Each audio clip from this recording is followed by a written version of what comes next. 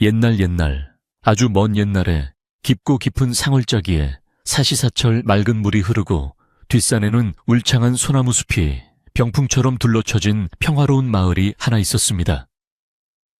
이 마을 어귀에는 아주 커다란 기와집이 한 채 있었는데 고래 등처럼 높은 지붕과 넓은 마당은 누가 보더라도 부러워할 만큼 넉넉한 살림을 짐작하게 했지만 이상하게도 그 집 대문 앞에는 늘 쓸쓸하고 무거운 정막만이 감돌고 있었습니다. 마을 사람들은 그 집 앞을 지날 때마다 발소리를 죽이며 조심스럽게 걸음을 옮기곤 했는데 그것은 그 집 주인인 김진사 부부의 사정을 누구보다 잘 알고 있었기 때문이며 그들의 안타까운 처지를 마음 깊이 동정했기 때문이었습니다. 김진사는 마을에서 소문난 부자였을 뿐만 아니라 마음씨가 비단결처럼 고와서 흉년이 들면 곳간을 열어 굶주린 이웃들을 구휼하고 지나가는 과객이라도 그냥 보내는 법 없이 따뜻한 밥 한 끼를 대접해 보내는 덕망 높은 선비였습니다. 그의 부인 역시 정숙하고 인자하여 안주인으로서 부족함이 없었으나 하늘이 무심하게도 이 부부에게는 세월에 자식이 한 명도 없어서 넓은 기와집은 밤이 되면 풀벌레 우는 소리만 가득할 뿐 아이의 웃음소리나 울음소리가 들리지 않아 마치 빈집처럼 공허하기 짝이 없었습니다. 부부는 서로를 위로하며 애써 웃음을 보였지만 칠흑 같은 밤이 찾아와 촛불 아래 마주 앉으면 감출 수 없는 한숨이 새어 나오곤 했습니다. 어느 해 여름 유난히도 무덥고 습한 날들이 계속되더니 하늘의 구멍이라도 뚫린 듯 장대비가 쏟아지기 시작해 며칠 밤낮을 쉬지 않고 퍼부어대는 바람에 온 마을이 물바다가 될 지경에 이르렀습니다. 마을 앞을 흐르던 가을물은 무섭게 불어나 흙탕물이 되어 콸콸거리며 흘러갔고 사람들은 행여나 논둑이 터질까 노심초사하며 잠을 이루지 못한 채 빗소리에 귀를 기울여야 했는데 김진사 역시 걱정스러운 마음에 잠자리에 들지 못하고 사랑방 문을 열어둔 채 밖을 내다보고 있었습니다. 세찬 빗줄기가 기와 지붕을 때리는 소리가 마치 천둥소리처럼 요란하여 마음은 더욱 심란해지기만 했습니다. 비바람이 거세게 몰아치던 그날 밤 김진사는 도저히 가만히 앉아있을 수가 없어서 하인들이 모두 잠든 깊은 밤중에 홀로 등불을 들고 비오신 도롱이를 걸쳐 입은 채 집을 나섰습니다. 마을 입구에 놓인 오래된 돌다리가 혹여나 거센 물살에 무너지지는 않았는지 또 마을 둑이 온전한지 직접 눈으로 확인해야만 마음이 놓일 것 같았기 때문인데 칠흑 같은 어둠 속에서 빗줄기는 얼굴을 때리고 발은 진흙탕에 푹푹 빠져 걷기조차 힘들었지만 그는 묵묵히 지팡이를 짚으며 마을 어귀를 향해 힘겨운 걸음을 옮겼습니다. 거센 비바람을 뚫고 마을 어귀의 돌다리 근처에 다다랐을 때 김진사의 귀에 빗소리와 물소리 사이로 무엇인가 가냘프고 애처로운 소리가 들려와 걸음을 멈추고 귀를 기울였습니다. 처음에는 그저 바람이 갈대숲을 스치는 소리이거나 길 잃은 산짐승의 울음소리라고 생각하여 무시하려 했으나 소리는 끊어질 듯 이어지며 분명히 사람의 인기척을 느끼게 했는데 그것은 다름 아닌 갓난아기의 울음소리 같았습니다. 김진사는 등골이 서늘해지는 것을 느끼면서도 혹시나 하는 마음에 등불을 높이 들어 다리 밑 어두운 곳을 비추어 보았습니다. 불어난 물이 다리 기둥을 위태롭게 때리고 있는 그 위험한 다리, 밑물이 닿을 듯 말 듯한 바위 틈 사이에 낡은 광주리 하나가 위태롭게 걸려 있었고 그 안에서 아기의 울음소리가 들려오고 있었습니다. 김진사는 자신의 눈을 의심할 겨를도 없이 미끄러운 둑방길을 허겁지겁 내려가 흙탕물이 튀어오시 다 젖는 것도 아랑곳하지 않고 떨리는 손으로 광주리를 집어들었는데 젖은 포대기 속에 얼굴이 파랗게 질린 갓난아기가 힘없이 울고 있는 모습을 보자 가슴이 미어지는 듯한 아픔과 동시에 뜨거운 기운이 솟구쳤습니다. 김진사는 서둘러 자신이 입고 있던 도롱이 안에 마른 적삼을 벗어 아기를 감싸 안았고 차가운 비를 맞으며 오들오들 떨고 있는 작은 생명을 품에 안자 아기는 본능적으로 그의 따뜻한 가슴으로 파고들었습니다. 그는 하늘이 내려준 생명일지도 모른다는 생각에 다리가 후들거리는 것도 잊은 채 빗길을 달리고 또 달려 집으로 돌아왔는데 대문을 들어서며 안채를 향해 다급하게 부인을 부르는 그의 목소리는 평소에 점잖은 목소리가 아니라 다급하고도 흥분에 찬 외침이었습니다. 안방에서 바느질을 하며 남편을 기다리던 부인은 비에 흠뻑 젖은 채 품에 무언가를 소중히 안고 들어오는 김진사의 모습을 보고 깜짝 놀라 자리에서 벌떡 일어났습니다. 김진사가 품에서 조심스럽게 꺼내놓은 핏기 없는 창백한 얼굴의 아기를 보는 순간 부인은 말을 잇지 못하고 입을 다물지 못한 채 그저 멍하니 바라보았지만 이내 정신을 차리고 아랫목에 따뜻한 이불을 깔고 아기의 젖은 몸을 닦아주기 시작했습니다. 부인의 손길은 떨리고 있었지만 그 눈빛만은 그 어느 때보다 간절하고 따뜻했습니다. 따뜻한 아랫목에서 몸이 녹자 아기는 비로소 앵두 같은 입술을 오물거리며 다시 울음을 터뜨렸는데 그 소리가 어찌나 우렁찬지 조용하던 김진사의 기와집이 들썩거릴 정도였습니다. 부인은 급히 부엌으로 달려가 쌀을 갈아 묽은 미음을 끓여왔고 숟가락으로 조심스럽게 떠먹이자 아기는 며칠을 굶은 듯 허겁지겁 받아먹기 시작했습니다.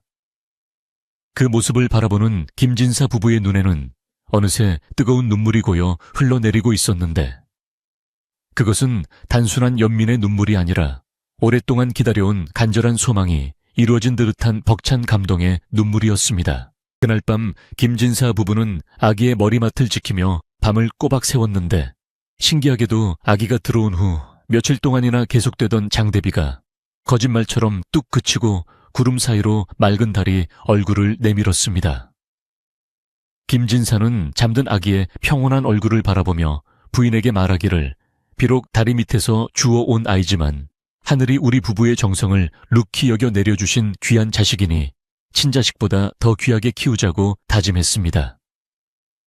부인 역시 고개를 끄덕이며 아기의 볼을 쓰다듬었고 두 사람의 얼굴에는 10년 묵은 체정이 내려간 듯 환한 미소가 번졌습니다.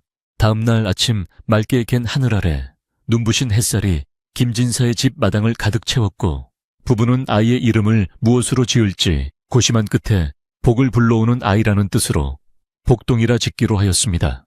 다리 밑에서 데려왔다는 사실을 숨기지 않으면서도 그 비천한 시작이 오히려 큰 복이 되어 돌아왔음을 기억하자는 의미였으며 마을 사람들에게도 이 아이가 하늘이 준 선물임을 당당히 알리기로 마음먹었습니다. 하인들 역시 갑자기 생긴 도련님을 신기해하면서도 주인마님과 대감마님의 얼굴에 웃음꽃이 핀 것을 보고 덩달아 기뻐하며 정성껏 복동이를 돌보았습니다. 복동이가 집에 들어온 이후로 김진사의 집에는 정말로 신기한 일들이 연달아 일어나기 시작했는데 우연의 일치인지 모르겠으나 말라가던 우물물이 다시 콸콸 솟아오르고 뒷마당의 감나무에는 예년보다 훨씬 탐스럽고 굵은 감이 주렁주렁 열리기 시작했습니다. 또한 오랫동안 앓고 있던 김진사의 지병인 기침이 씻은 듯이 나았으며 집안 곳곳에서 생기가 돌고 활력이 넘쳐나니 하인들 사이에서도 복동이가 진짜 복덩어리라며 칭송하는 소리가 자자하게 퍼져나갔습니다. 마을 사람들 사이에서도 김진사 댁의 기적같은 이야기가 입에서 입으로 전해졌는데 개중에는 다리 밑에서 주워온 아이를 키우다니 대단하다며 칭찬하는 사람도 있었지만 근본 없는 아이를 들이면 집안이 망한다는데 하며 수근거리는 사람들도 없지 않았습니다. 그러나 김진사 부부는 그런 세상의 시선에 아랑곳하지 않고 오직 복동이를 사랑과 정성으로 보살폈으며 복동이가 방긋 웃을 때마다 세상을 다 가진 듯 행복해했습니다. 복동이는 무럭무럭 자라 옹알이를 시작하고 뒤집기를 하며 집안의 귀염둥이가 되어갔습니다. 시간은 흘러 계절이 바뀌고 복동이는 어느덧 아장아장 걸음마를 떼는 아이로 자라났는데 아이의 눈망울은 밤하늘의 별처럼 초롱초롱 빛났고 성품 또한 어찌나 순하고 착한지 보는 사람마다 칭찬을 아끼지 않았습니다. 김진사는 장터에 나갈 때마다 아이에게 줄 꽃가신이며 장난감을 사들고 들어왔고 부인은 밤마다 아이를 품에 안고 옛날 이야기를 들려주며 잠재웠습니다. 적막강산 같았던 김진사의 집은 이제 웃음소리가 끊이지 않는 사람 사는 냄새가 물씬 풍기는 따뜻한 보금자리로 변해 있었습니다. 어느 날 저녁 김진사는 마루에 앉아 마당에서 뛰어노는 복동이를 바라보며 부인에게 말하기를, 이 아이가 없었으면 우리가 어찌 살았을까 싶소. 내 평생 가장 잘한 일은 그 빗속을 뚫고 다리로 나간 일이요. 라고 하며 껄껄 웃었습니다. 부인 또한, 맞습니다 대감. 복동이는 우리 집의 보물단지이자 기둥입니다. 앞으로 이 아이가 장성하여 우리 집안을 더욱 빛낼 것이라 믿어 의심치 않습니다.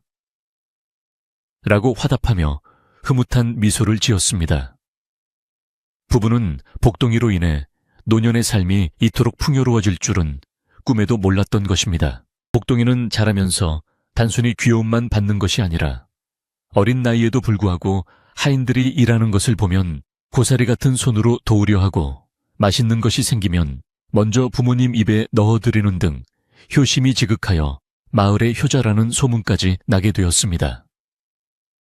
김진사 부부는 복동이를 위해 서당에 보내 글 공부를 시켰는데 하나를 가르치면 열을 깨우치는 총명함까지 보여 서당 훈장님조차 혀를 내두를 정도였습니다. 이렇게 복동이는 김진사 댁의 완벽한 아들이 되어가고 있었고 모든 것이 순조롭고 평화로워 보이기만 했습니다. 하지만 호사다마라고 했던가요? 좋은 일에는 막아 끼기 마련이라는 옛말처럼 김진사 댁에 넘치는 행복을 시기하는 검은 그림자가 서서히 다가오고 있었습니다. 너무나 평온하고 완벽해 보이는 이 가정에 균열을 일으킬 불청객의 등장을 예고하듯 어느 날부터인가 마을 어귀에는 낯선 까마귀 떼가 날아와 불길하게 울어대기 시작했고 밤이면 이유 모를 찬바람이 대청마루를 휩쓸고 지나가 촛불을 꺼뜨리는 일이 잦아졌습니다. 김진사는 대수롭지 않게 여겼으나 늙은 하인 박영감은 하늘을 올려다보며 혀를 차곤 했습니다. 김진사의 집안이 날로 번창하고 복동이가 훌륭하게 자란다는 소문은 꼬리에 꼬리를 물고 이웃 마을을 넘어 먼 친척들이 사는 곳까지 퍼져나가게 되었습니다. 그 중에는 김진사의 재산을 은근히 탐내며 그의 사후에 유산을 가로챌 궁리를 하던 먼 친척 조카뻘 되는 칠성이라는 자가 있었는데 그는 김진사에게 자식이 없다는 사실만을 믿고 방탕하게 생활하며 빚을 지고 있던 터였습니다. 그런데 뜬금없이 다리 밑에서 주워온 아이가 양자가 되어 집안의 사랑을 독차지하고 있다는 소식을 듣게 되자 칠성의 눈은 탐욕과 질투로 이글거리기 시작했습니다. 칠성은 주막에 앉아 술잔을 기울이며 어디서 굴러먹던 뼈다귀인지도 모르는 놈이 내 자리를 꿰차고 앉아 내 결코 두고 볼 수 없지 라고 중얼거리며 주먹을 불끈 쥐었습니다. 그는 김진사 댁의 재물이 모두 굴러온 도린 복동이에게 돌아갈 것을 생각하니 배가 아파 견딜 수가 없었고 당장이라도 달려가 그 아이의 정체를 밝히고 쫓아낼 계획을 세우기 시작했습니다. 칠성의 마음속에는 이미 시커먼 먹구름이 잔뜩 끼어 있었고 그 먹구름은 머지않아 김진사의 평화로운 기와집으로 몰려갈 태세였습니다. 한편 아무것도 모르는 김진사 부부와 복동이는 다가올 폭풍우를 전혀 예상하지 못한 채 오손도손 모여 앉아 다가오는 추석 명절을 준비하고 있었습니다. 잘 익은 핵곡식으로 송편을 빚고 햇과일을 깎으며 웃음꽃을 피우는 그들의 모습은 그야말로 한 폭의 그림처럼 아름다웠지만 창호지 문 밖에서 들려오는 바람소리는 왠지 모르게 스산하고 날카롭게 들렸습니다. 마치 누군가가 문틈으로 그들의 행복을 엿보며 비웃고 있는 것처럼 말이지요. 이처럼 복동이는 춥고 어두운 다리 밑에서 김진사 부부의 따뜻한 품으로 들어와 진정한 가족이 되었고 집안에는 재물과 웃음이 넘쳐나는 복덩어리가 되었습니다. 하지만 세상의 시기와 질투는 그리 호락호락하지 않은 법이어서 이제 막 피어난 이 가정의 행복을 시험하려는 시련이 서서히 고개를 들고 있었으니 과연 김진사 부부와 복동이는 이 위기를 어떻게 헤쳐나갈 수 있을까요? 밤이 깊어지니 솔바람 소리가 더욱 크게 들려오는 듯 합니다. 서늘한 가을 바람이 불어와 나무집들이 하나둘씩 붉게 물들기 시작할 무렵 김진사 댁의 대문 앞에 낯선 그림자 하나가 길게 드리워졌습니다. 그는 낡은 갓을 쓰고 헤어진 도포자락을 휘날리며 지팡이를 짚고 서 있었는데 그 눈빛은 마치 먹이를 노리는 뱀처럼 매섭고 탐욕스럽게 번들거리고 있어 보는 이로 하여금 절로 뒷걸음질치게 만들었습니다. 그는 바로 김진사의 먼 친척 조카뻘 되는 칠성이라는 자로 평소 방탕한 생활로 가산을 탕진하고 여기저기 떠돌아다니다가 김진사 대기 복동이 덕분에 나날이 번창한다는 소문을 듣고 한미천 잡을 요량으로 찾아온 것이었습니다. 칠성은 대문 안에서 들려오는 하인들의 활기찬 목소리와 웃음소리를 들으며 입가에 비릿한 미소를 머금었는데 그것은 반가움의 미소가 아니라 남의 행복을 깨뜨릴 생각에 들뜬 악한 자의 섬뜩한 미소였습니다. 대문을 들어서자마자 칠성은 마당을 쓸고 있던 하인에게 거만한 목소리로 김진사를 찾았고 소란스러운 소리에 안채에서 나온 김진사는 오랫동안 소식이 끊겼던 칠성을 한눈에 알아보았습니다. 마음씨 좋은 김진사는 칠성의 행색이 남루한 것을 보고 측은한 마음이 들어 두 팔을 벌려 그를 반갑게 맞이해 주었으며 먼 길 오느라 고생했다며 당장 사랑방에 따뜻한 군부를 지피고 술상을 바우라고 하인들에게 호통을 쳤습니다. 칠성은 김진사의 손을 잡고 거진 눈물을 흘리며 그동안 살기가 너무 힘들어 찾아뵙지 못했다고 너스레를 떨었지만 그의 시선은 바쁘게 집안 곳곳을 훑으며 감나가는 물건이 어디 있는지 살피느라 여념이 없었습니다. 그때 마침 서당에서 돌아온 복동이가 책보를 메고 마당으로 들어서다 낯선 손님을 보고 멈칫했는데 김진사는 환한 얼굴로 복동이를 불러 칠성에게 소개했습니다. 이 아이가 바로 우리 집의 기둥복동이라네. 인사드리거라. 너에게는 칠성 아저씨가 되느니라. 복동이는 예의 바르게 허리를 굽혀 공손히 절을 올렸고 칠성은 겉으로는 허허 웃으며 아이의 머리를 쓰다듬었지만 속으로는 이놈이 바로 그 굴러온 돌이구나 라고 생각하며 경멸 어린 시선을 감추고 있었습니다.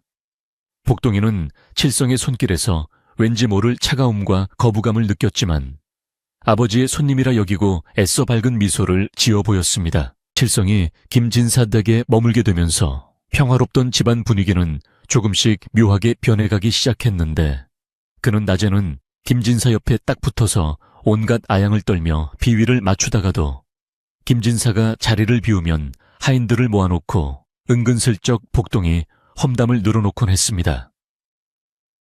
대감마님께서 정기 많으셔서 거두신 거지. 사실 근본도 모르는 놈을 집안에 들이는 게 가당키나 한 일이냐. 핏줄이라는 게 무서운 법이라. 언젠가는 본색을 드러내고 주인을 물지도 모르는 일이지. 칠성의 말은 마치 독버섯의 포자처럼 하인들의 마음속에 조금씩 의심의 씨앗을 뿌려놓기 시작했습니다. 어느 날 저녁 사랑방에서 김진사와 술잔을 기울이던 칠성은 취한 척하며 조심스럽게 본색을 드러내는 말을 꺼냈습니다. 아저씨, 저 아이가 영특해 보이기는 합니다만 마을 사람들 입방에 오르내리는 게 걱정입니다. 다들 앞에서는 칭찬하지만 뒤에서는 다리 밑에서 주워온 아이가 조상님 제사를 모시게 될까봐 혀를 찬다고 하더군요. 김진사는 그 말을 듣고 정색하며 사람들이 뭐라 하든 복동이는 내 친아들이나 다름없네. 그런 쓸데없는 소리는 귀담아 듣지 말게. 라고 단호하게 말했지만 칠성이 던진 말은 가슴 한구석에 작은 생채기를 남기기에 충분했습니다. 칠성은 집안에서만 이간질을 하는 것으로 성에 차지 않았는지 다음 날부터는 마을 주막을 드나들며 동네 사람들에게 헛소문을 퍼뜨리기 시작했습니다. 그는 술을 한 잔 사면서 내가 관상을 좀 볼 줄 아는데 그 집 아들 녀석 눈매가 보통이 아니야. 그런 눈을 가진 놈은 크면 집안을 말아먹거나 부모를 해칠 상이지. 김진사 어르신이 뱀을 품고 사시는 꼴이라니까. 라며 있지도 않은 사실을 마치 진짜인 양 떠들어댔습니다. 처음에는 칠성의 말을 무시하던 마을 사람들도 그럴듯하게 포장된 거짓말이 반복되자 점차 정말 그런가 하고 고개를 갸웃거리는 이들이 하나둘 생겨나게 되었습니다. 마을의 분위기가 바뀌고 있다는 것을 가장 먼저 눈치챈 것은 예민하고 영특한 복동이었습니다. 서당을 오가는 길에 마주치는 동네 어른들이 예전처럼 반갑게 맞아주지 않고 슬슬 피하거나 수근거리는 모습을 보며 복동이는 가슴이 철렁 내려앉았습니다. 친구들조차 너희 집에 온 아저씨가 그러는데 너는 사실 도깨비 자식이라며 하고 놀려대기 시작하자 복동이는 아무 대꾸도 못하고 집으로 돌아와 남몰래 눈물을 훔쳐야 했습니다. 하지만 부모님이 걱정하실까봐 내색조차 하지 못하고 속으로만 끙끙 앓으니 밝았던 아이의 얼굴에는 어느새 그늘이 지기 시작했습니다. 그러던 중 집안에 불길한 일들이 연이어 발생하기 시작했는데 멀쩡하던 장독 뚜껑이 아침에 보니 깨져 있다거나 창고에 쌓아둔 쌀가마니에 구멍이 뚫려 쌀이 새어나가는 일이 벌어졌습니다. 사실 이는 모두 칠성이 밤몰래 꾸민 짓이었으나 그는 시치미를 뚝 떼고 김진색에 달려가 호들갑을 떨며 말했습니다. 아이고, 이게 무슨 병고입니까? 집안에 부정을 타도 단단히 탔나 봅니다. 원래 근본 없는 것이 들어오면 집안 귀신들이 노한다고 하더니 딱 그 짝이 아닙니까? 칠성은 교묘하게 모든 불행의 원인을 복동이 탓으로 돌리려 했습니다. 김진사의 부인은 칠성의 말이 못마땅하여 조카님 어찌 그런 섭한 말씀을 하십니까? 복동이가 들어오고 나서 우리 집이 얼마나 잘 되었는데요. 이건 그저 우연히 생긴 일일 뿐입니다. 라고 반박했지만 칠성은 혀를 차며 숙모님, 원래 애군이란 건 좋은 일이 넘칠 때 숨어 있다가 한꺼번에 터지는 법입니다. 미리미리 대비하지 않으면 큰일 납니다. 라고 불길한 예언을 쏟아냈습니다. 부인은 불안한 마음에 가슴이 두근거렸지만 칠성의 불쾌 한 눈빛을 피하며 애써 태연한 척했습니다. 이 모든 상황을 묵묵히 지켜보고 있는 사람이 있었으니 그는 바로 김진사 댁에서 평생을 일해온 늙은 하인 박영감이었습니다. 산전수전 다 겪은 박영감의 눈에는 칠성의 검은 속내가 훤히 들여다보였기에 그는 칠성이 밤늦게 헛간을 서성거리거나 하인들에게 돈을 쥐어주며 무언가 속닥거리는 것을 유심히 감시하고 있었습니다. 박영감은 칠성이 복동이를 바라볼 때 스치는 사리를 놓치지 않았고 이대로 두었다가는 어린 도련님이 큰 해를 입을 수도 있겠다는 위기감을 느꼈습니다. 어느 날 늦은 밤 박영감은 조용히 김진사의 사랑방을 찾아가 무릎을 꿇고 앉았습니다. 대감마님, 소인 주제넘은 말씀을 올릴까 하여 왔습니다. 김진사가 의아해하며 무슨 일이냐고 묻자 박영감은 목소리를 낮추어 요즘 댁내에 도는 흉흉한 소문과 자질구레한 병고들이 심상치 않습니다. 하지만 그 바람이 밖에서 불어오는 것이 아니라 안에서 그것도 사랑채 객식구 방에서 불어오는 듯하여 심히 저어됩니다. 부디 사람을 너무 믿지 마시고 돌다리도 두들겨 보고 건너시옵소서 라고 간곡히 충언했습니다. 김진사는 박영감의 말을 듣고 깊은 생각에 잠겼으나 혈육에 대한 정 때문에 칠성을 쉽게 의심할 수는 없었습니다. 자네가 칠성이를 잘 몰라서 그러네. 그 아이가 말은 좀 거칠어도 속은 여린 사람이야. 그리고 우리 집안 사람인데 설마 해를 끼치려 하겠나. 김진사는 애써 부정하며 박영감을 돌려보냈지만 마음 한구석에 자리 잡은 찜찜함은 쉽게 사라지지 않았습니다. 박영감은 물러나오며 깊은 한숨을 쉬었고 어둠 속에서 빛나는 칠성의 방을 노려보며 다짐했습니다. 내 두 눈에 흙이 들어가기 전에는 우리 도련님 털끝 하나 못 건드린다. 칠성은 시간이 지날수록 더욱 대담해져서 이제는 대놓고 복동이를 구박하기 시작했습니다. 김진사 부부가 보지 않는 곳에서 복동이에게 심부름을 시키고는 늦게 온다고 꿀밤을 때리거나 복동이가 아끼는 서책을 몰래 찢어놓고는 모른 척하기도 했습니다. 복동이는 억울하고 슬펐지만 자신이 불평하면 집안이 시끄러워질까봐 꾹 참으며 혼자 사겼습니다. 아저씨가 잠깐 기분이 안 좋으셔서 그럴 거야. 내가 더 잘하면 좋아하시겠지. 착한 복동이는 칠성의 악의를 이해할 수 없어 스스로를 탓하기만 했습니다. 그러던 어느 날 칠성은 복동이를 불러내어 은밀한 제안을 했습니다. 복동아, 네가 정말 이 집을 위한다면 조용히 떠나주는 게 효도하는 길이다. 네가 여기 있는 한 마을 사람들의 손가락질은 멈추지 않을 거고 결국 김진사 어르신의 명예도 땅에 떨어질 거야. 너도 눈치가 있으면 알 것 아니냐. 칠성의 말은 비수가 되어 복동이의 가슴에 꽂혔습니다. 복동이는 그 말이 사실일지도 모른다는 생각에 눈물이 핑 돌았고 자신이 정말 부모님에게 짐이 되는 존재인지 심각하게 고민하게 되었습니다. 그날 밤 복동이는 잠을 이루지 못하고 마당으로 나와 달을 쳐다보며 기도했습니다. 달님, 제발 우리 부모님을 지켜주세요. 제가 떠나는 게 정답이라면 알려주세요. 그때 바람에 흔들리는 풍경 소리가 마치 가지 마라 가지 마라 하고 우는 것처럼 들렸습니다. 복동이는 차가운 마루에 앉아 무릎을 끌어안고 흐느꼈는데 그 작은 어깨가 떨리는 모습은 너무나 애처로워 지나가는 바람조차 숨을 죽일 정도였습니다.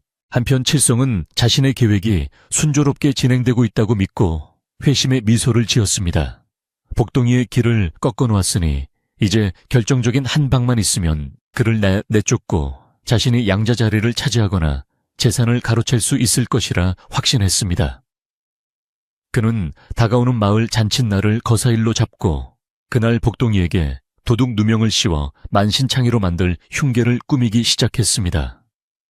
그의 머릿속에는 오로지 황금빛 엽전과 비단옷에 대한 탐욕만이 가득 차 있었습니다. 마을에는 어느새 첫눈이 올 듯한 차가운 공기가 감돌았고 김진사 댁에 따뜻했던 온기는 칠성이 몰고 온 찬바람에 식어가고 있었습니다.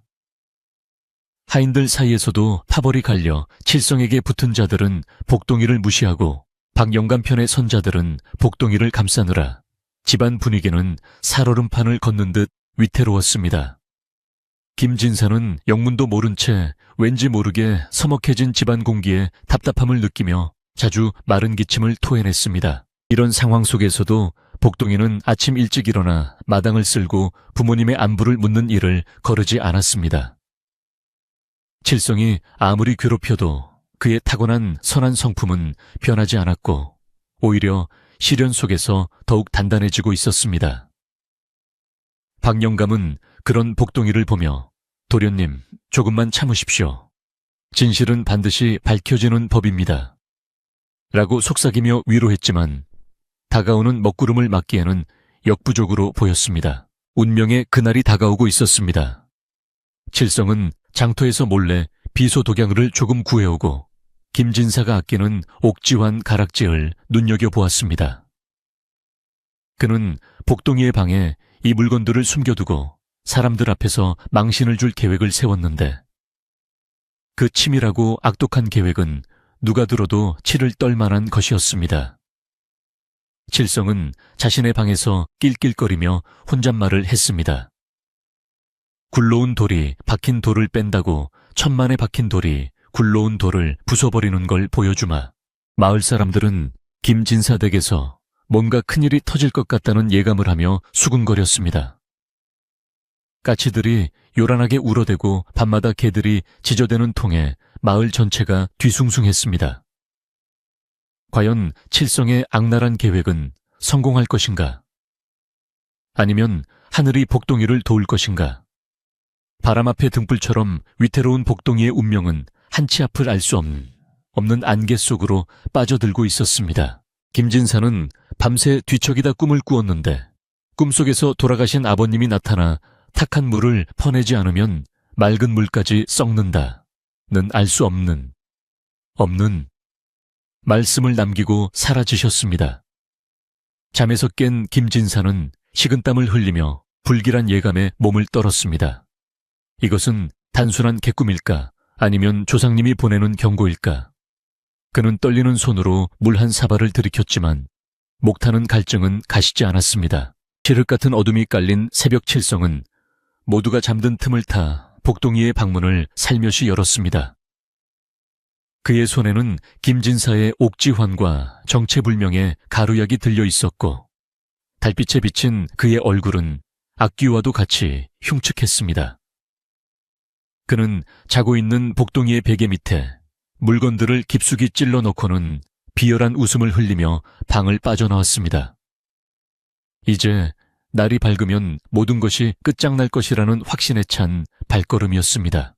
하지만 칠성이 미처 보지 못한 것이 있었으니 건너편 행랑채 지붕 위에서 올빼미 한 마리가 부리부리한 눈으로 이 모든 광경을 지켜보고 있었고, 마루 밑에는 방 영감이 기르는 누렁이가 숨죽인 채 칠성의 냄새를 기억하고 있었다는 사실입니다.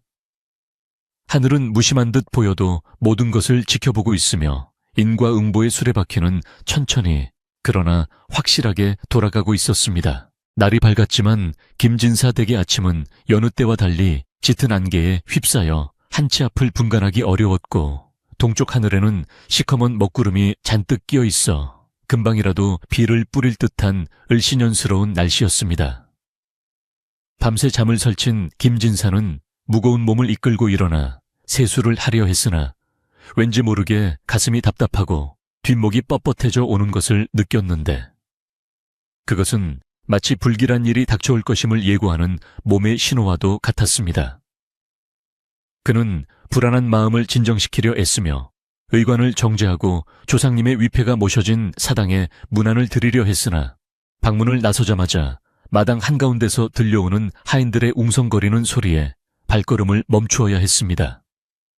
평소라면 아침 준비로 분주해야 할 시간이었지만 집안 분위기는 마치 초상집처럼 무겁게 가라앉아 있었고, 하인들의 얼굴에는 당혹감과 두려움이 가득 서려 있었습니다. 김진사가 마당으로 내려서자 안채에서 얼굴이 하얗게 질린 부인이 헐레벌떡 뛰어나와 남편의 옷자락을 붙잡으며 울먹이는 목소리로 말했습니다. 대감 큰일 났습니다. 장롱 깊숙한 곳에 보관해 두었던 대대로 내려오는 옥지환이 감쪽같이 사라졌습니다. 어젯밤까지만 해도 분명히 있었는데 아침에 열어보니 쥐도 새도 모르게 없어진 것입니다. 옥지환은 김진사 가문의 종부에게만 전해지는 귀한 갑오로 값으로 따질 수 없는 물건이었기에 김진사 역시 크게 놀라 입을 다물지 못했습니다. 집안에 도둑이 들었다는 사실도 놀랍거니와 그토록 깊이 숨겨둔 물건을 찾아내 가져갔다는 것은 집안 사정을 훤히 꿰뚫고 있는 사람의 소행임이 분명했기 때문입니다. 그때 기다렸다는 듯이 사랑채 문이 벌컥 열리며 칠성이 짐짓 놀란 표정을 지으며 달려 나왔습니다. 아니 숙모님, 그게 무슨 말씀이십니까? 옥지환이라니요. 그 귀한 물건이 없어졌다니 이건 필시 집안에 숨어둔 도둑놈의 소행이 틀림없습니다. 당장 하인들을 모두 집합시켜 샅샅이 뒤져야 합니다. 칠성은 팔을 걷어붙이며 마치 자신의 일인 양 흥분해서 소리쳤고 그의 눈은 교활하게 빛나고 있었습니다. 김진사는 당황하여 어쩔 줄 몰라 했으나 칠성의 주도해 하인들은 마당에 일렬로 늘어섰고 칠성은 매서운 눈초리로 하인들을 하나하나 쏘아보며 도둑을 색출하겠다고 으름장을 놓았습니다. 칠성은 하인들의 방과짐을 닥치는 대로 뒤지기 시작했는데 낡은 옷가지와 이불들이 마당에 내동댕이 쳐지고 세간살이들이 부서지는 소리가 요란하게 울려 퍼졌습니다. 죄 없는 하인들은 영문도 모른 채 벌벌 떨며 눈물만 흘렸고 박 영감은 침통한 표정으로 이 모든 광경을 지켜보고 있었으나 칠성의 기세가 워낙 등등하여 함부로 나서지 못하고 있었습니다. 한바탕 난리를 피웠음에도 옥지환이 나오지 않자 칠성은 짐짓 곤란한 표정을 지으며 김진색에 다가와 은밀한 목소리로 속삭였습니다. 아저씨, 하인들 방에서도 안 나온다면 남은 곳은 딱 한 군데뿐입니다. 설마 아니겠지만 등잔 밑이 어둡다고 하지 않습니까? 김진사는 칠성이 무엇을 암시하는지 알아채고 얼굴이 불그락푸르락해지며 소리쳤습니다. 이 사람아 지금 무슨 말을 하는 건가? 복동이를 의심하기라도 한다는 말인가? 내 자식이나 다름없는 아이일세. 절대 그럴 리가 없어. 김진사의 호통에도 불구하고 칠성은 물러서지 않고 더욱 집요하게 파고들었습니다. 저도 그렇게 믿고 싶습니다. 하지만 결백을 증명하기 위해서라도 확인은 해봐야 하지 않겠습니까? 만약 덮어두고 넘어간다면 오히려 복동이가 하인들에게 의심을 사게 될 것입니다. 깨끗하다면 당당하게 보여주면 그만 아닙니까? 칠성의 말은 교묘하게 김진사의 마음을 흔들어 놓았고 결국 김진사는 떨리는 목소리로 복동이의 방을 수색하는 것을 허락하고 말았습니다. 마침 서당에 갈 준비를 마치고 방에서 나오던 복동이는 마당에 모인 사람들과 살벌한 분위기에 압도되어 눈을 동그랗게 뜨고 서 있었습니다. 칠성은 복동이를 거칠게 밀치고 신발을 신은 채 방으로 성큼성큼 들어갔고 뒤이어 김진사와 부인이 근심 가득한 얼굴로 따라 들어갔습니다. 칠성은 방 안을 휘저으며 책상을 엎고 옷장을 뒤지더니 이내 회심의 미소를 지으며 복동이가 베고 자는 베개를 번쩍 들어 올렸습니다. 그리고 그 밑에서 하얀 천에 쌓인 무언가를 발견하고는 과장된 몸짓으로 그것을 집어들었는데 천을 풀자 영롱한 빛을 내뿜는 옥지환이 그 모습을 드러냈습니다. 아니, 이럴 수가. 세상에 믿을 놈 하나 없다더니. 아저씨, 이것 좀 보십시오. 우리 집안의 가보가 왜 이 녀석 베개 밑에서 나온단 말입니까? 칠성은 옥지환을 높이 쳐들며 악을 쓰듯 소리쳤고 김진사는 눈앞의 광경을 믿을 수 없다는 듯 비틀거리며 뒷걸음질 쳤습니다. 부인은 아이고 이게 무슨 일이야 하며 그 자리에 주저앉아 통곡을 시작했고 복동이는 너무나 놀라 얼굴이 백지장처럼 하얗게 질린 채 아무 말도 하지 못하고 그저 멍하니 서 있을 뿐이었습니다. 복동이의 머릿속은 하얘졌고 자신이 왜 도둑으로 몰리게 되었는지 도무지 이해할 수 없었습니다. 칠성은 여기서 멈추지 않고 쐐기를 박으려는데 베개 밑을 더 뒤적거리더니 이번에는 작은 종이봉투 하나를 꺼내 들었습니다. 이건 또 뭐야? 하얀 가루. 설마 이것은 비소 독약가 아닙니까? 칠성은 냄새를 맡는 신용을 하더니 소스라치게 놀라며 봉투를 바닥에 내던졌습니다. 아이고, 맙소사 이놈이 재물을 훔치는 것도 모자라 양부모를 독살하고 재산을 차지하려 했나 봅니다. 어떻게 사람이 아니 짐승만도 못한 놈이 은혜를 원수로 갚을 수 있단 말입니까? 칠성의 고함 소리는 삽시간에 담장을 넘어 밖으로 퍼져나갔고 대문 밖에서 기웃거리던 마을 사람들은 경악을 금치 못했습니다. 김진사는 충격에 휩싸여 가슴을 부여잡고 숨을 헐떡였습니다. 평소 믿고 의지했던 친자식보다 더 사랑했던 복동이의 방에서 훔친 물건과 독약이 나왔다는 사실은 늙은 김진사가 감당하기에는 너무나 큰 고통이었습니다. 그는 떨리는 손가락으로 복동이를 가리키며 쉰 목소리로 물었습니다. 복동아, 이것이 정말 네가 한 짓이냐? 내가 너를 어찌 키웠는데 네가 정말 나를 죽이려 했단 말이냐? 김진사의 눈에서는 굵은 눈물방울이 뚝뚝 떨어져 내렸고 그 모습은 보는 이의 가슴을 미어지게 만들었습니다.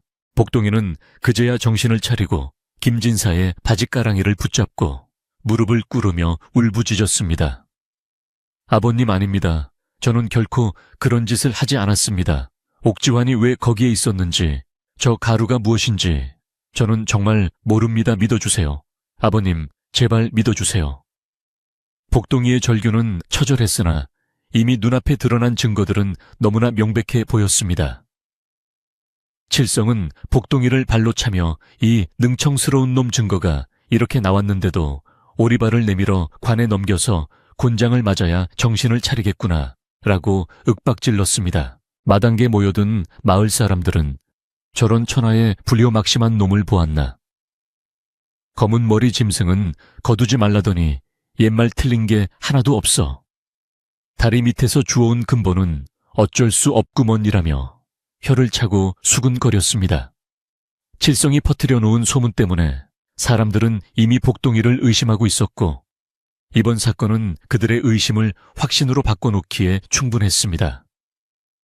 복동이는 억울함에 가슴이 터질 것 같았지만 사방에서 쏟아지는 비난의 화살과 싸늘한 시선들에 갇혀 숨조차 제대로 쉴 수 없었습니다. 그때 침묵을 지키던 늙은 하인 박영감이 앞으로 나서며 칠성의 앞을 가로막았습니다.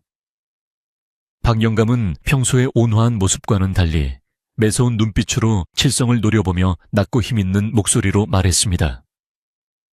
잠시만 진정하십시오. 아직 관에 넘길 일이 아닙니다. 도련님이 정말 범인이라면 어찌 훔친 물건을 저리 허술하게 베개 밑에 두었겠습니까? 그리고 저 독약이라는 것도 정말 독약인지 확인해 보셨습니까? 섣불리 판단하여 죄 없는 사람을 잡는다면 훗날 그 화를 어찌 감당하시려고 그러십니까? 박영감의 말에는 뼈가 있었고 칠성은 순간 당황하여 헛기침을 했습니다. 하지만 칠성은 곧바로 표정을 일그러뜨리며 대꾸했습니다. 이 늙은이가 노망이 났나 지금 내 조카를 감싸는 건가?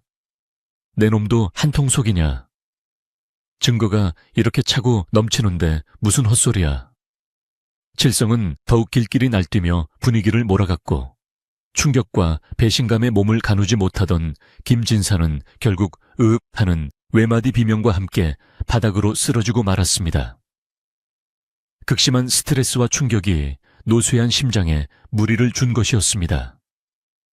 대감마님, 부인과 하인들이 비명을 지르며 김진색에 달려들었고 집안은 순식간에 아수라장으로 변했습니다.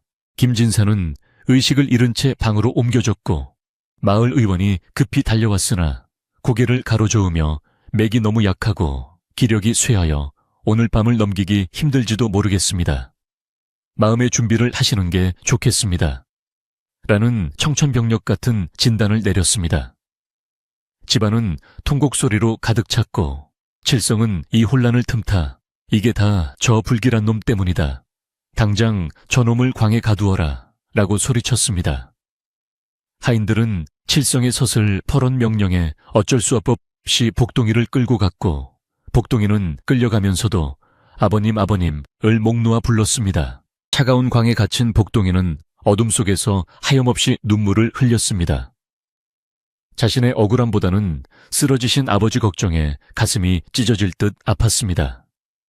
이대로 아버님이 돌아가시면 나는 평생 씻을 수 없는 죄인이 된다.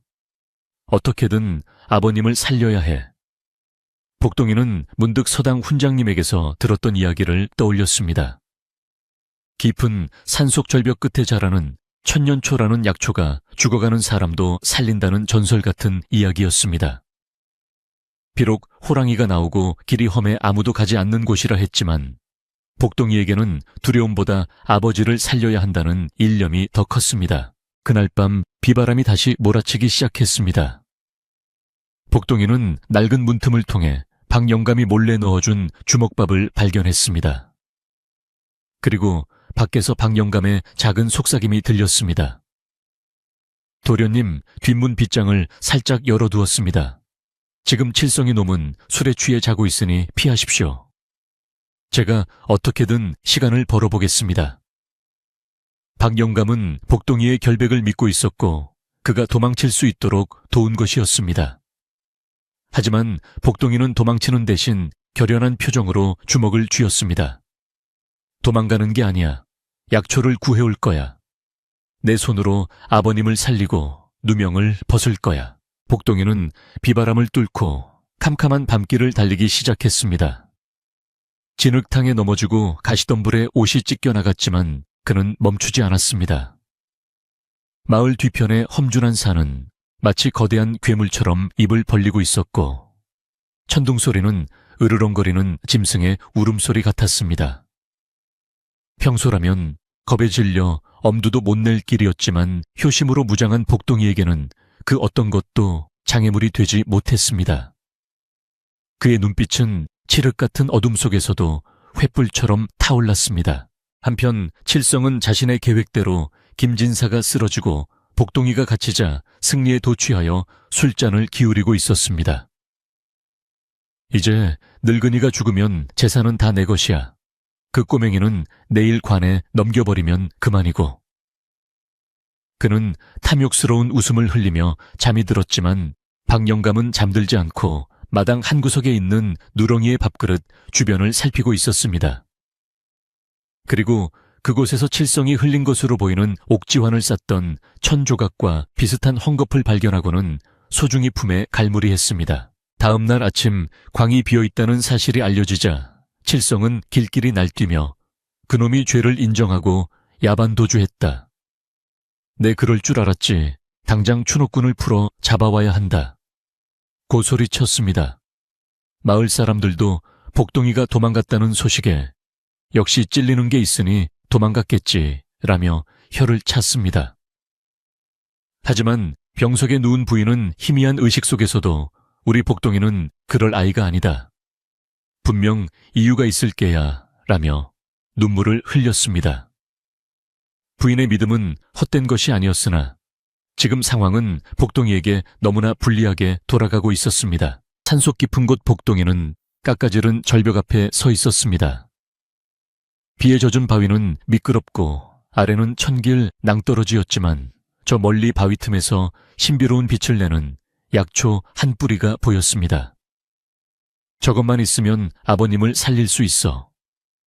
복동이는 숨을 깊게 들이쉬고 떨리는 손으로 바위를 잡았습니다. 한 발이라도 헛디디면 그대로 목숨을 잃을 수 있는 위험한 상황이었지만 아버지의 인자한 미소를 떠올리며 그는 한 발 한 발 절벽을 타기 시작했습니다. 그의 손톱은 깨지고 무릎에서는 피가 흘렀지만 그는 멈추지 않았습니다. 마을에서는 칠성이 김진사의 대리인 행세를 하며 국간 열쇠를 차지하려 들었고 하인들을 닥달하여 자신의 말을 듣지 않는 자들을 내쫓겠다고 위협했습니다. 집안은 칠성의 세상이 된 듯했고 정의는 사라지고 탐욕만이 춤을 추는 듯했습니다. 그러나 하늘은 스스로 돕는 자를 돕는 법. 산속에서 사투를 벌이는 복동이의 간절한 효심은 산신령조차 감동시킬 만큼 지극하였으니 이제 곧 닥쳐올 반전의 서막이 오르고 있었습니다. 과연 복동이는 약초를 구해 돌아올 수 있을까요? 그리고 칠성의 추악한 음모는 밝혀질 수 있을까요? 이야기는 점점 절정으로 치닫고 김진사 댁의 운명은 풍전등화와 같이 위태롭기만 합니다. 하지만 가장 어두운 밤이 지나면 반드시 새벽이 오는 법. 복동이의 진심이 만들어낼 기적을 기대해 봅니다. 밖에는 바람소리가 잦아들고 있군요. 이제 잠시 숨을 고르고 다음 이야기를 준비해야겠습니다. 거센 비바람이 몰아치던 밤이 지나고 동쪽 하늘이 부옇게 밝아올 무렵 깎아지른 절벽 끝에 매달려 있던 복동이는 마지막 남은 힘을 쥐어짜 손을 뻗었습니다. 손끝에 닿을 듯 말 듯 위태롭게 자라난 신비한 약초 천년초는 아침 이슬을 머금고 영롱한 빛을 발하고 있었는데 복동이는 발밑의 천길 낭떠러지를 내려다보지 않으려 애쓰며 오직 아버지를 살려야 한다는 일념 하나로 바위 틈에 손가락을 박아 넣었습니다. 날카로운 돌에 긁혀 손바닥은 피투성이가 되고 온몸은 땀과 빗물로 뒤범벅이 되었지만 마침내 약초의 줄기를 움켜쥐는 순간 복동이의 가슴속에서는 뜨거운 희열이 솟구쳐 올랐습니다. 그는 조심스럽게 뿌리가 다치지 않도록 약초를 캐내어 품속 깊이 갈무리하고는 후들거리는 다리를 진정시키며 왔던 길을 되돌아 내려가기 시작했습니다. 내려가는 길은 올라올 때보다 더 험난하고 위험했으나 아버지의 목숨이 경각에 달려있다는 생각에 복동이는 마치 날개 달린 짐승처럼 산을 타고 내려왔습니다. 한편 김진사 댁의 상황은 그야말로 풍전등화와 같아서 칠성은 이제 노골적으로 주인 행세를 하며 집안을 휘젓고 다니고 있었습니다. 그는 의원에게서 김진사가 오늘을 넘기기 힘들다는 말을 듣자마자 안채로 쳐들어가 병석을 지키며 울고 있는 부인에게 곡간 열쇠와 집문서를 내놓으라고 으름장을 놓았습니다. 숙모님, 이제 현실을 직시하셔야 합니다. 아저씨는 가망이 없고 유일한 상속자였던 그놈은 도망쳤으니 집안의 장자인 제가 모든 것을 맡아 관리하는 게 도리 아니겠습니까? 칠성의 목소리에는 슬픔이라고는 눈 씻고 찾아볼 수 없었고 오로지 재물을 향한 탐욕스러운 욕망만이 번들거리고 있었습니다. 부인은 기가 막혀 말도 나오지 않았지만 남편의 생사가 오가는 마당에 칠성과 싸울 기력조차 남아있지 않아 그저 하염없이 눈물만 흘릴 뿐이었습니다. 그 시각 마을 사람들도 김진사의 위독한 소식을 듣고 하나둘씩 마당으로 모여들었는데 그들은 칠성의 솥을 퍼런 기세에 눌려 감히 나서지는 못하고 웅성거리며 상황을 지켜보고 있었습니다. 칠성은 마을 사람들 보란듯이 하인들을 호령하며 장례 준비를 서둘러라. 상복을 꺼내고 부고장을 돌릴 준비를 해 라며 김진사가 아직 숨이 붙어 있음에도 불구하고 마치 죽은 사람 취급을 하고 있었습니다. 박영감은 주먹을 불끈 쥐고 부들부들 떨며 칠성을 노려보았지만 결정적인 순간을 위해 꾹 참으며 대문 쪽만 하염없이 바라보고 있었습니다. 바로 그때 대문이 쾅 하고 열리며 흙투성이가 된 복동이가 거친 숨을 몰아쉬며 마당으로 뛰어 들어왔습니다. 그의 옷은 찢어지고 얼굴과 팔다리는 상처투성이었지만 두 눈만은 형형하게 빛나고 있었습니다. 아베오님, 아버님은 괜찮으십니까? 복동이의 외침에 마당에 있던 모든 사람들의 시선이 일제히 그에게로 쏠렸고 죽은 줄 알았던 혹은 도망친 줄 알았던 복동이의 등장에 장내는 술렁이기 시작했습니다. 칠성은 순간 당황한 기색이 역력했으나 이내 표정을 바꾸고 고래고래 소리를 질렀습니다. 저놈 잡아라. 아버지를 독살하려다 실패하고 도망친 페르나가 제 발로 기어들어 왔구나. 당장 저놈을 묶어 관하로 끌고 가라. 칠성의 고함에 칠성 측 하인들이 몽둥이를 들고 복동이를 에워쌌지만 복동이는 그들의 위협에도 아랑곳하지 않고 오직 안채를 향해 발걸음을 옮기려 했습니다. 비키십시오. 아버님께 드릴 약을 구해왔습니다. 이 약만 드시면 사십니다. 복동이가 품에서 꺼내든 천년초는 신비한 향기를 내뿜으며 주위를 압도했고 그 영롱한 자태에 하인들은 주춤하며 길을 터주려 했습니다. 하지만 칠성은 다급하게 하인들을 밀치고 직접 복동이의 앞을 가로막으며 약초를 빼앗으려 들었습니다.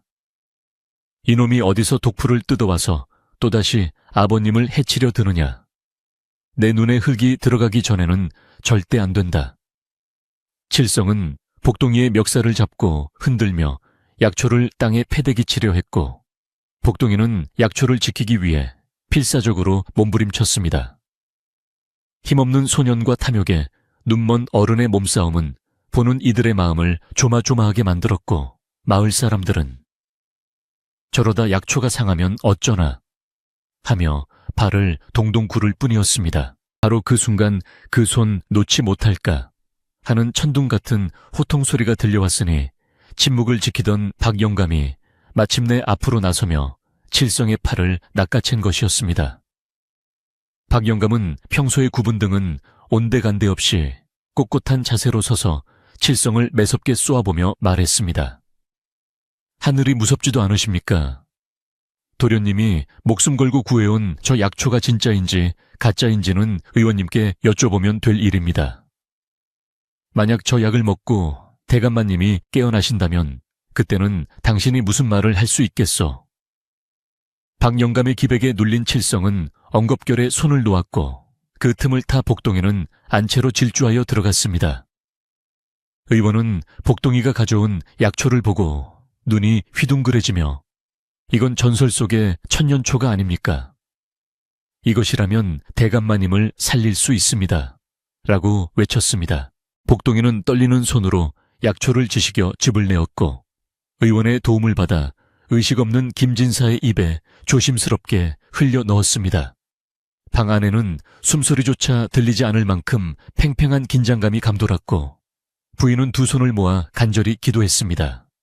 칠성은 문 밖에서 안절부절 못하며 죽어라 제발 죽어라 하고 저주를 퍼부었지만 하늘은 착한 복동이의 효심을 외면하지 않았습니다. 약즙이 목구멍으로 넘어간 지 얼마 지나지 않아 김진사의 창백했던 얼굴에 서서히 혈색이 돌아오기 시작했고 멈출 듯 희미했던 숨소리가 점차 고르고 깊어지기 시작했습니다. 그리고 마침내 하는 신음소리와 함께 김진사가 천천히 눈을 떴습니다. 아버님, 저를 알아보시겠습니까? 복동이가 눈물을 흘리며 김진사의 손을 잡자 김진사는 흐릿한 눈으로 복동이를 바라보며 힘겹게 미소를 지었습니다. 오냐, 내 아들 복동이로구나. 네가 나를 살렸어. 김진사의 목소리는 작았지만 분명했고 그 순간 방 안에 있던 모든 사람들은 환호성을 지르며 기뻐했습니다. 기적 같은 일이 눈앞에서 벌어지자 마을 사람들은 다리 밑에서 온 아이가 진짜 복덩어리였네. 하늘이 내린 효자야라며 칭송을 아끼지 않았습니다. 칠성은 이 광경을 보고 사색이 되어 슬금슬금 뒷걸음질 치며 도망칠 구멍을 찾기 시작했습니다. 하지만 박 영감은 이대로 칠성을 보낼 생각이 없었습니다. 그는 마당에 모인 사람들 앞에서 품속에 간직해 두었던 증거물을 꺼내 들었습니다. 그것은 칠성이 옥지환을 훔칠 때 사용했던 헝겊 조각과 칠성이 버린 비소 봉투의 껍데기였습니다. 여러분 보십시오. 이 헝겊은 칠성. 나으리의 도포자락 안감과 똑같은 천입니다. 그리고 이 봉투는 읍내 약방에서 쥐약을 살 때 쓰는 봉투입니다. 제가 어제 약방에 가서 확인해 보니 칠성 나으리가 며칠 전 쥐약을 사갔다고 하더군요.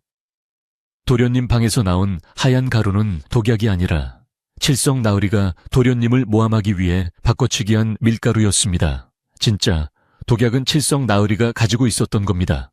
박 영감의 폭로에 마을 사람들은 경악을 금치 못했고 칠성을 향한 비난의 화살이 빗발치기 시작했습니다. 칠성은 아니야, 저 늙은이가 거짓말을 하는 거야 라고 발악했지만 그의 찢어진 도포자락이 증거가 되어 그의 죄를 명백히 증명하고 있었습니다. 게다가 기운을 차린 김진사가 부축을 받으며 마루로 나와 칠성을 꾸짖었습니다. 내가 쓰러지기 전 네가 내 방을 기웃거리는 것을 보았다. 내 핏줄이라 믿고 거두어 주었건만 어찌 이런 천인공 노할 짓을 꾸밀 수 있단 말이냐. 김진사의 호통은 서리발처럼 차가웠고 칠성은 더 이상 변명할 여지가 없음을 깨닫고 바닥에 주저앉았습니다. 분노한 마을 청년들이 칠성을 끌어내려 하자 칠성은 김진사의 바짓가랑이를 붙잡고 살려달라고 애원했습니다. 아저씨, 제가 잠시 귀신에 홀렸나 봅니다. 한 번만 용서해 주십시오. 하지만 김진사는 단호하게 고개를 저으며 말했습니다. 너의 죄는 용서받을 수 있으나 너의 악한 마음은 내 집안에 둘 수 없다. 당장 내 눈앞에서 사라지거라. 다시는 이 마을에 발을 들이지 말아라. 김진사의 명령에 하인들은 칠성을 대문 밖으로 내쳤고 마을 사람들은 그에게 소금을 뿌리며 야유를 퍼부었습니다. 칠성은 옷이 찢겨지고 신발도 신지 못한 채 쫓겨나 마을 어기 너머로 허겁지겁 도망쳐 사라졌습니다. 칠성이 사라지고 나니 김진사의 집에는 묵은 체증이 내려간 듯은 맑고 상쾌한 공기가 감돌았습니다. 김진사는 복동이를 끌어안고 미안하다, 내 너를 잠시라도 의심했으니 이 못난 아비를 용서해다오 라며 뜨거운 눈물을 흘렸습니다. 복동이는 고개를 저으며 아닙니다 아버님. 건강하게 깨어나신 것만으로도 저는 더 바랄 것이 없습니다. 라고 답하며 아버지의 품에 안겼습니다. 그 모습을 지켜보던 부인과 박영감 그리고 하인들과 마을 사람들도 모두 감동의 눈물을 흘렸습니다. 먹구름이 거친 하늘에서는 따사로운 가을 햇살이 쏟아져 내려와 마당을 황금빛으로 물들였습니다. 그날 저녁 김진사 댁에서는 조촐하지만 뜻깊은 잔치가 열렸습니다. 김진사의 완쾌를 축하하고 복동이의 누명이 벗겨진 것을 기념하기 위해 마을 사람들을 초대하여 국밥과 떡을 나누어 먹었습니다. 사람들은 복동이에게 다가와 우리가 사람을 잘못 봤네. 자네가 진정한 효자일세. 하며 사과와 칭찬을 건넸고 복동이는 수줍게 웃으며 감사의 인사를 올렸습니다. 왁자지껄한 웃음소리가 다시 담장을 넘어 퍼져나가니 지난 며칠간의 악몽은 씻은 듯이 사라지고 평화로운 일상이 다시 찾아왔습니다. 박 영감은 마루 끝에 앉아 흐뭇한 표정으로 잔치 풍경을 바라보며 막걸리 한 사발을 들이켰습니다. 그의 곁에는 칠성의 침입을 알렸던 누렁이가 꼬리를 흔들며 앉아 있었고, 박영감은 누렁이의 머리를 쓰다듬으며 중얼거렸습니다.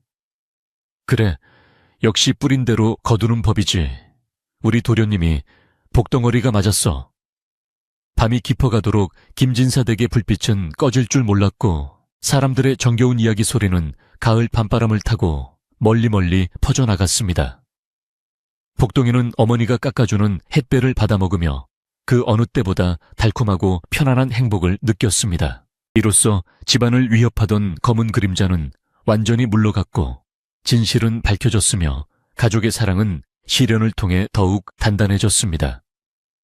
복동이가 보여준 헌신적인 사랑과 용기는 마을 사람들의 가슴속에 깊은 울림을 남겼고, 다리 밑에서 데려온 아이라는 꼬리표는 이제 하늘이 내려준 효자라는 영광스런 이름으로 바뀌게 되었습니다. 이제 남은 것은 그들이 다시 찾은 평화를 만끽하며 오래오래 행복하게 사는 일뿐일 것입니다. 밤하늘에는 별들이 총총히 떠올라 김진사의 기와지붕을 비추고 멀리서 들려오는 다듬이질 소리가 자장가처럼 평온하게 들려옵니다. 격동의 시간을 보내고 맞이한 이 평화로운 밤, 김진사 부부와 복동이는 서로를 바라보는 눈빛만으로도 충분한 위로와 사랑을 느끼고 있을 것입니다. 이제 이야기는 마지막 결말을 향해 잔잔하게 흘러갈 준비를 마쳤습니다. 칠성이라는 불청객이 마을을 떠나고 김진사 댁에 드리웠던 먹구름이 걷히자 마을에는 다시금 평화로운 햇살이 비치기 시작했습니다. 마치 거친 폭풍우가 지나간 뒤에 하늘이 더욱 맑고 푸르른 것처럼 김진사의 집안 분위기는 예전보다 훨씬 더 화기애애하고 단단해져 있었습니다. 칠성이 남기고 간 상처와 불신은 복동이의 진심 어린 효심과 가족들의 사랑으로 빠르게 치유되었고, 마을 사람들은 김진사 댁 앞을 지날 때마다 저 집이 바로 복이 넝쿨째 굴러들어온 집이라며 부러움 섞인 덕담을 건네곤 했습니다. 이제 더 이상 복동이를 두고 수근거리는 사람은 아무도 없었으며, 오히려 다리 밑에서 주워온 아이가 집안을 일으킨 전설 같은 이야기는 마을의 자랑거리가 되어 인근 고을까지 널리 퍼져나가게 되었습니다. 계절은 어느덧 가을의 끝자락을 지나 겨울의 문턱을 넘어서고 있었는데, 들판의 곡식들은 모두 거두어져 곳간을 가득 채웠고, 앙상해진 나뭇가지 사이로는 차가운 북풍이 불어와 옷깃을 여미게 만들었습니다. 하지만 김진사의 기와집만큼은 그 어느 때보다 따뜻한 온기로 가득 차 있었으니, 그것은 단순히 군부를 많이 지펴서가 아니라 서로를 아끼고 위하는 가족들의 마음이 난로처럼 집안 곳곳을 드고 있었기 때문이었습니다. 하인들 또한 주인의 평안함에 안도하며 겨울 준비에 여념이 없었는데, 김장을 담그고 땔감을 높이 쌓아 올리는 그들의 손길에는 흥겨운 리듬이 실려 있었고, 마당 한 구석에서는 웃음소리가 끊이지 않았습니다. 어느 날 아침 자고 일어나 보니 온 세상이 하얗게 변해 있었습니다. 밤새 소리 없이 내린 한방눈이 초가집 지붕이며 장독대, 그리고 마을 어귀에 돌다리까지 소복하게 덮어버려 마치 소미불을 덮은 듯 포근하고 신비로운 풍경을 자아냈습니다. 복동이는 일찍 일어나 마당에 쌓인 눈을 쓸기 시작했는데, 빗자루가 지나간 자리에 길이 나고 뽀드득거리는 눈 밟는 소리가 새벽의 정적을 기분 좋게 깨웠습니다.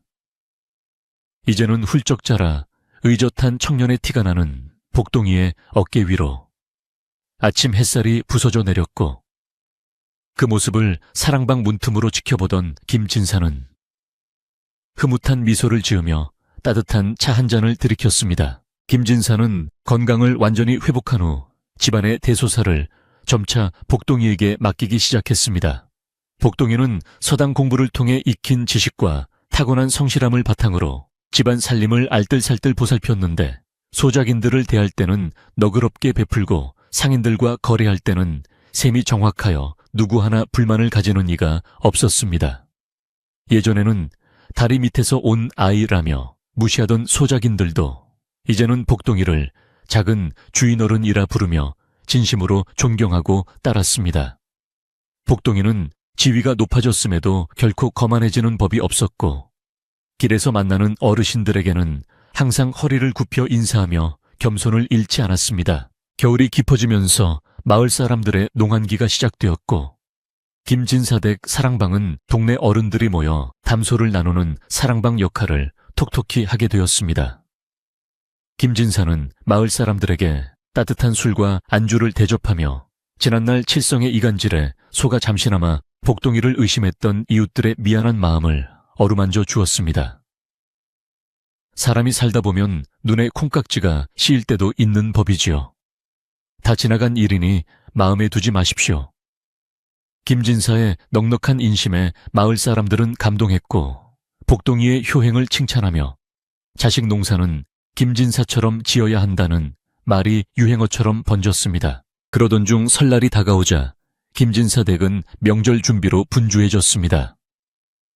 부인은 며칠 전부터 쌀을 불려 떡을 뽑고 좋은 고기를 잡으며 조상님 차례상과 마을 잔치를 준비했습니다.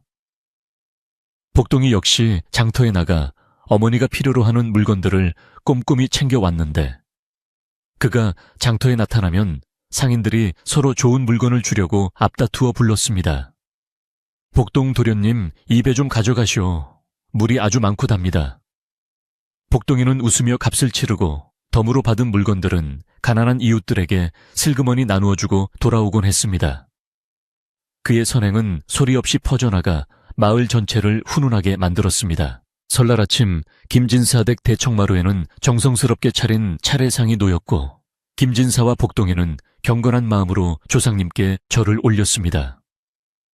김진사는 축문을 읽으며 조상님께 감사를 드렸습니다.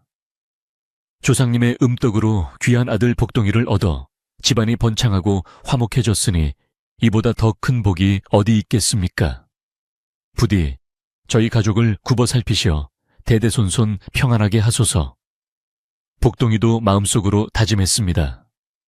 저를 거두어 주신 부모님의 은혜에 보답하기 위해서라도 부끄럽지 않은 사람이 되겠습니다. 향연기가 피어오르는 엄숙한 자리에서 부자 후지호의 마음은 하나로 이어졌습니다. 차례가 끝나고 마을 사람들이 세배를 하러 찾아왔습니다. 아이들은 색동저고리를 입고 제잘거리며 마당을 뛰어다녔고 어른들은 서로 덕담을 주고받으며 떡국을 나누어 먹었습니다.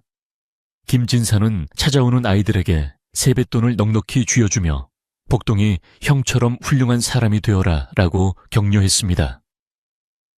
아이들은 복동이를 우상처럼 바라보며 고개를 끄덕였고 복동이는 아이들의 머리를 쓰다듬으며 환하게 웃어주었습니다. 칠성이 쫓겨날 때에 살벌했던 풍경은 온데간데 없고 웃음과 행복만이 가득한 명절 풍경이었습니다. 명절이 지나고 다시 고요한 일상이 찾아온 어느 눈 내리는 밤 김진사 부부와 복동이는 따뜻한 아랫목에 옹기종기 모여 앉았습니다. 방 안에는 화로가 놓여 있었고 그 위에는 밤과 고구마가 타닥타닥 소리를 내며 익어가고 있었습니다. 구수한 냄새가 방 안가득 퍼지자 부인은 잘 익은 고구마를 꺼내 호호 불어가며 김진사와 복동이에게 건넸습니다. 밖에서는 바람이 창호지 문을 덜컹거리며 두드렸지만 두꺼운 이불과 가족의 온기가 있는 방 안은 세상, 그 어느 곳보다 안전하고 평화로운 요새와도 같았습니다. 김진사는 뜨거운 고구마를 한 입 베어 물고는 옛 추억에 잠긴 듯 지그시 눈을 감았습니다. 복동아 기억나느냐? 내가 너를 처음 데려왔던 날도 오늘처럼 춥고 비바람이 몰아치던 밤이었지. 그때 네가 어찌나 서럽게 울던지 내 가슴이 다 미어지는 것 같았다. 김진사의 회상에 복동이는 쑥스러운 듯 미소를 지으며 대답했습니다. 그때 아버님이 저를 구해주지 않으셨다면 저는 지금 이 세상에 없었을 것입니다. 아버님과 어머님은 제 생명의 은인이십니다. 부인은 복동이의 손을 꼭 잡으며 부드러운 목소리로 말했습니다. 아니다, 복동아. 네가 우리를 구한 것이다. 네가 오기 전까지 이 넓은 집은 그저 썰렁한 빈 껍데기에 불과했어. 네가 들어오고 나서야 비로소 사람 사는 집이 되었고 웃음꽃이 피었단다. 너는 다리 밑에서 온 아이가 아니라 하늘이 우리에게 보내준 천사야. 부인의 눈가에는 촉촉한 물기가 서려 있었고 그 말 한마디 한마디에는 지난 세월 동안 쌓아온 깊은 사랑과 진심이 담겨 있었습니다. 복동이는 부모님의 사랑에 가슴이 벅차올라 잠시 말을 잇지 못했습니다. 피 한 방울 섞이지 않았지만 그들은 그 누구보다 끈끈한 정으로 묶인 진짜 가족이었습니다. 칠성 같은 혈육이 오히려 칼을 겨누었을 때 복동이는 목숨을 걸고 아버지를 지켰습니다. 진정한 가족이란 핏줄로 이어지는 것이 아니라 서로를 위하는 마음과 함께 보낸 시간으로 만들어지는 것임을 그들은 몸소 증명해 보인 셈이었습니다. 화로의 불빛이 그들의 얼굴을 붉게 비추었고 세 사람의 그림자는 벽 위에서 하나로 어우러져 흔들렸습니다. 박 영감은 마루 끝에 앉아 문틈으로 새어나오는 가족의 대화 소리를 들으며 흐뭇한 미소를 짓고 있었습니다. 그의 곁에는 이제 늙어버린 누렁이가 편안하게 엎드려 잠을 청하고 있었습니다. 그래, 이제 다 되었다. 내 죽기 전에 이런 꼴을 보니 여한이 없구나. 박 영감은 하늘을 올려다보았습니다. 눈구름 사이로 희미하게 달이 비치고 있었고 늙은 하인은 평생 모신 주인 댁의 평화가 영원하기를 마음속으로 빌었습니다. 그는 자신이 지켜낸 이 가정의 행복이 자신의 인생에서 가장 큰 업적임을 알고 있었습니다. 밤이 깊어지자 김진사는 복동이에게 옛날 이야기를 하나 해달라고 청했습니다. 어릴 적에는 부인이 복동이에게 이야기를 들려주었지만 이제는 장성한 아들이 늙은 부모님을 위해 말벗이 되어드리는 시간이었습니다. 복동이는 맑고 나직한 목소리로 책에서 읽었던 성현들의 이야기와 재미있는 민담들을 들려주었습니다. 김진사와 부인은 아이처럼 눈을 반짝이며 이야기에 귀를 기울였고 가끔씩 터져나오는 웃음소리가 밤의 정적을 부드럽게 감쌌습니다. 이야기가 무르익을 무렵 부인은 시원한 동치미, 국물을 내왔습니다. 살얼음이 동동 뜬 동치미 한 사발을 마시니 고구마로 막혔던 속이 뻥 뚫리는 듯 시원했습니다. 정말 시원하구나. 역시 임자 손맛이 최고야. 김진사의 칭찬에 부인은 수줍게 웃었고 복동이도 어머님 동치미 맛은 임금님 수라상에 올려도 손색이 없겠습니다. 라며 맞장구를 쳤습니다. 소소하지만 확실한 행복, 이것이 바로 김진사 댁이 누리는 천국이었습니다. 시간은 흘러 자정을 넘겼고 화로의 불씨도 서서히 사그라들기 시작했습니다. 김진사는 하품을 하며 이제 그만 잠자리에 들자꾸나. 내일도 눈이 많이 올 것 같으니 일찍 일어나 눈을 치워야지 라고 말했습니다. 복동이는 자리에서 일어나 부모님의 이불을 봐드리고 요강을 비우고 잠자리를 정돈해 드렸습니다. 아버님, 어머님 편안히 주무십시오. 밤새 방이 식지 않도록 제가 군부를 넉넉히 떼고 자겠습니다. 복동이의 듬직한 인사에 부모님은 흐뭇하게 고개를 끄덕였습니다. 복동이는 자신의 방으로 돌아와 잠자리에 누웠지만 쉽사리 잠이 오지 않았습니다. 창호지 문 너머로 들려오는 사그락거리는 눈 내리는 소리가 마치 자장가처럼 들렸습니다.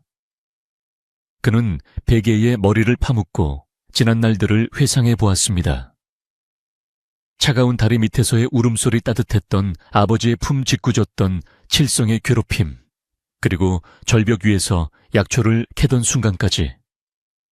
모든 것이 꿈만 같았지만 지금 이 순간 따뜻한 이불 속에 누워있다는 사실이 너무나 감사했습니다.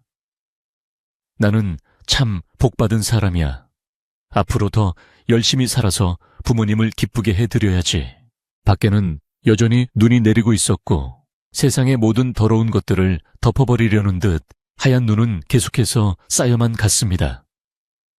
김진사의 기와집 지붕 위에도 마당의 감나무 가지 위에도 그리고 마을 어귀의 돌다리 위에도 평등하게 눈이 내렸습니다.